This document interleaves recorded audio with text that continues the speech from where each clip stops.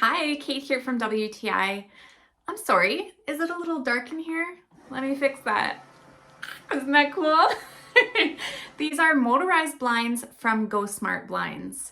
Completely customizable. They fit like a glove inside my window based on the measurements I sent in. I absolutely love this blind. So there are a bunch of things that make this just so awesome. So of course, the main one is that it's motorized. So it comes with this handy little remote. You preset your settings. So you have a fully closed setting and a fully open setting, but you can stop it anywhere along the way just with tapping that little center button.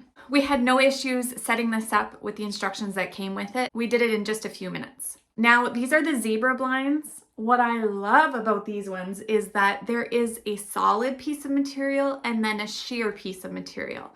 So depending where you stop the blinds, it's double-sided, and so either they line up or they don't. So it can be a privacy blind if you want to, or you can have that pretty little sheer section showing so that you still have light shining into your room. These are in the white color. They have lots of different options, all kinds of different styles of blinds as well.